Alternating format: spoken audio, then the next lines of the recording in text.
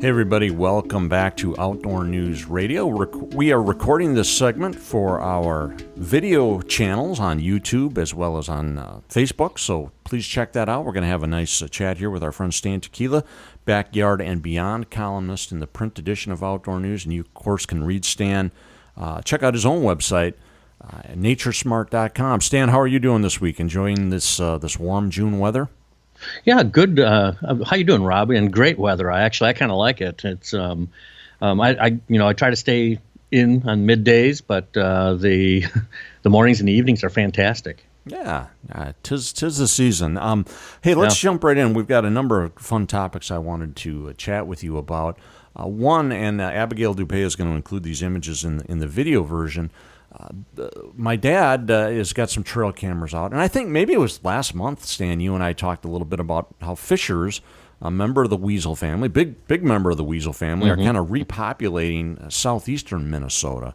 And I wrote a blog about it a couple of years ago, and I think we had another recent image you and I kicked around. But now for the first time, my dad's got one on his place near the Winona-Houston County line. He's pretty excited. These animals seem to be, like I say, recolonizing that part of the state pretty quickly. Yeah. So as you mentioned, the fishers are a member of the weasel family, and they're quite large too. So a lot of people are familiar with the mink, which is a relatively small animal, actually. And then they're also familiar with maybe pine marten if you live up further north, but not a lot of people seem to be familiar with the fisher. The fisher is a large kind of a fur bearer, if you will, that is can be upwards of 4 feet, 3 to 4 feet, including the tail. Yeah, pretty big. And yeah, they're pretty big. I've actually had a chance to handle a couple of adult fishers, and the way I like to kind of convey that is, as I was holding him, his hind legs were like digging into my belt and holding on my belt, and front paws were on my shoulder, and I had my arms around him like this, and they're kind of perched on my shoulder, almost like you'd hold a cat or dog or something like that. And they're quite large. They really are. And then, of course, being part of the weasel family, they have that musk smell to them.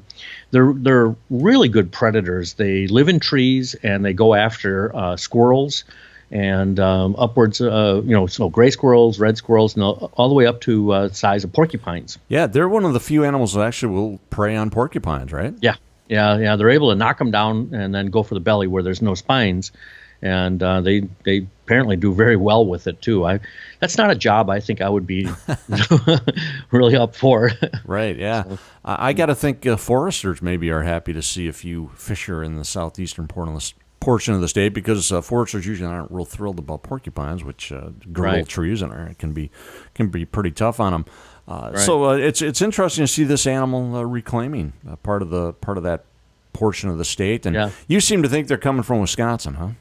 Yeah, well, for that southeastern part, La Crosse, La Crescent, down, Winona, that area, they're probably, I'm just guessing, coming from central Wisconsin, which is a heavily wooded, kind of a rather wild area that would hold a nice population of them.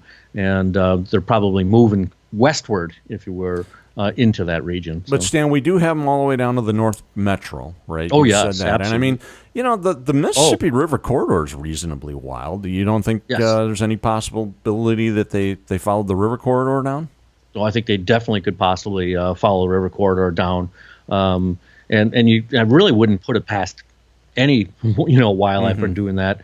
We are seeing these fishers kind of they're rather strong, and they have a loping when they run, they kind of loping pattern like that, and they can travel great distances. They're nocturnal, so they're going to be traveling at night, and they're just going to be going from place to place. And like a lot of weasels, they don't spend more than one night in one location. They just keep moving. Like otters, they just keep moving and keep going. So some of these pictures we're seeing that my dad's excited to see it, doesn't necessarily mean they've set up a home base on his property. It very well could be one of these same ones we've seen on some other photos.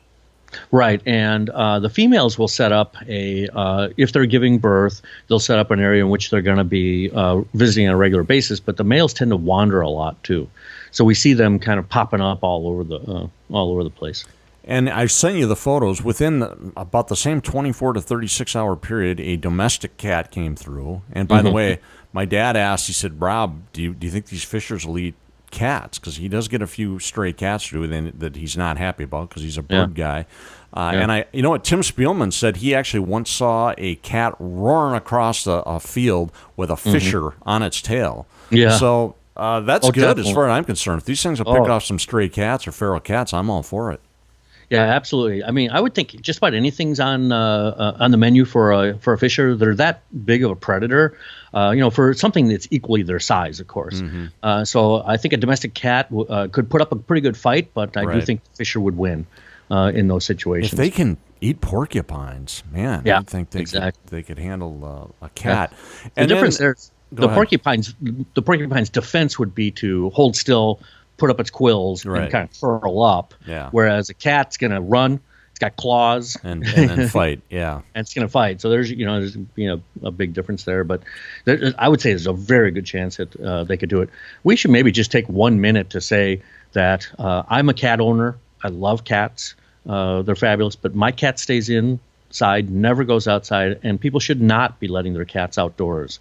And letting them run, and because the most recent studies that have come out show that what they used to believe with the amount of birds and small prey, mice, voles, shrews, and things like that a cat brings home is only about a third of what they're actually killing out there. So I believe it. Yeah. Now, good advice. Thanks for bringing it back around to that, Stan, because you put it a lot more professionally than I probably would. And then I went back to these trail cam photos. Then I think the domestic cat photo was like late one night. Then the next morning there was a bobcat photo. All these animals kind of showing crossing the trail camera the same way. A big old bobcat, another interesting animal that. Tell me if I'm wrong, but I think the DNR was telling us that the bobcat numbers, when they increase in the north, that isn't necessarily good for fisher numbers. I don't know if those two animals don't play nicely together. I don't know what the association would be there. They're certainly in different habitats. Fishers hunt in trees. Bobcats are down on the ground.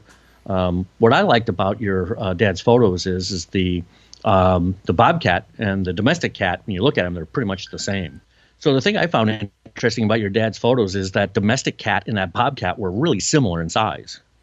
Which I don't think people understand that. They think bobcats are really, really big cats. They're really they're hardly bigger than a domestic house cat. Yeah, the limbs, of course, are different, right? They've got longer legs. Yeah, it was maybe a little taller, but yeah, I was struck by that too. That the difference in size wasn't that much. I think if you're seeing them like in real time, it's really hard to judge those sizes, and they as they're walking by, and so people oftentimes think of bobcats being like huge, and the point is that they're not. Yeah, well, fun photos. You can check them out. I encourage folks listening on radio to check out the video that Abigail produces at our YouTube channel, as well as on our other social media, and you can see some of these images that Stan and I are talking about. This is Outdoor News Radio. Rob Drieslein and Stan Tekiela.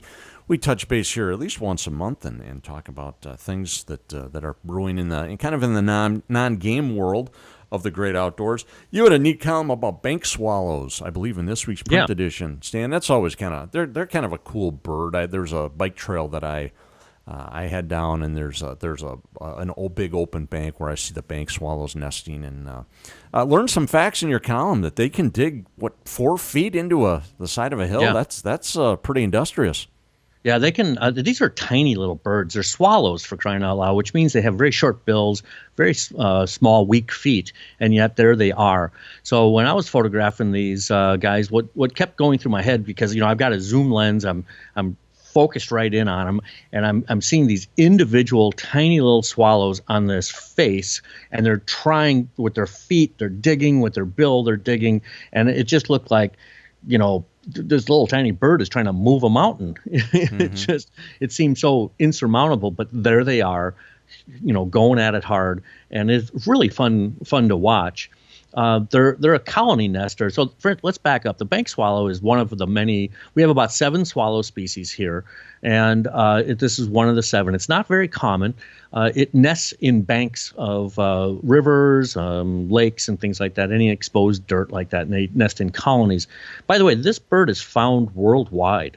This is one of the few species of birds that is found circumpolar all around the planet, and that's pretty neat. Okay, so Stan, when you say circumpolar, you mean northern hemisphere, yes, like northern moose, hemisphere. or are you going to find a form of bank swallows in Australia and South America too?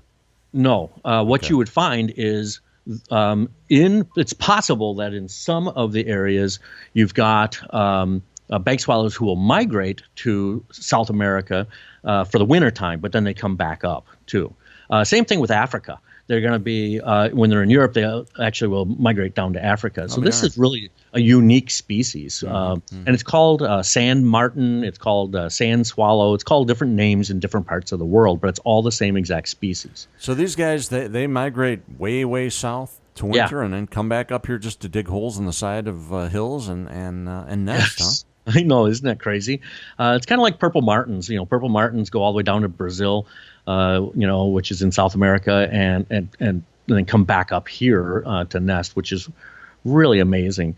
But these little guys are they're really kind of fearless flyers. They feed on the wing, they drink on the wing, and then when they do land, they're landing on vertical surfaces with just sheer faces, and there they are digging away at things. It just really seems amazing. Stan, we're about out of time, but how are your purple martins doing this year? Has it been a decent year for purple martin nesting boxes? It's probably been the best year I've ever had for purple martins this year. Okay, good. I have 16 gourds up, and I have a family in every single one of my gourds, and that's usually not the case. Usually I have 2 or 3 or 4 that are not filled, but this year every single gourd has got a family in it, and they're doing really, really good. So my purple martins are doing great, and I'm really excited about that. And Stan, I think I told you last year how much trouble my dad was having with bluebirds getting them to nest. He's about throwing in the towel. I mean, he's planted so many trees that it's all just kind of become... It's all house wren habitat now? It's all house wren habitat now. And it's frustrating because we always loved our bluebirds down there. Yeah. But it's been a losing battle with the house wrens, which are a native species. We don't really hold a grudge against them, but nonetheless, we kind of miss the bluebirds. Yeah, so as habitats change, so do the species, and nothing ever stays the same. And that's why oftentimes when you get those good old day stories, the good old days of this and that. Well, the realities are things have changed and the habitats change, and it can change fast. Yeah, and it changes over a 20-year period of time. Right. Plenty of time for us to be able to look at it and go, what the heck, know? Exactly. And we just have to realize that nature's never the same. It's dynamic. It's changing. It's always changing. It needs to change, and we need to change with it too. Good words to wrap up this week's segment on. Stan, thanks a lot for checking in with us. It's good to see you, my friend. All right, Rob. All right. Thanks for having me. With that, check out Stan's website, naturesmart.com, or read him in the print edition of Outdoor News. We're going to break. I think Tim Lesmeister and I are going to take up the back half of this week's broadcast. So don't go away. More Outdoor News Radio after these messages.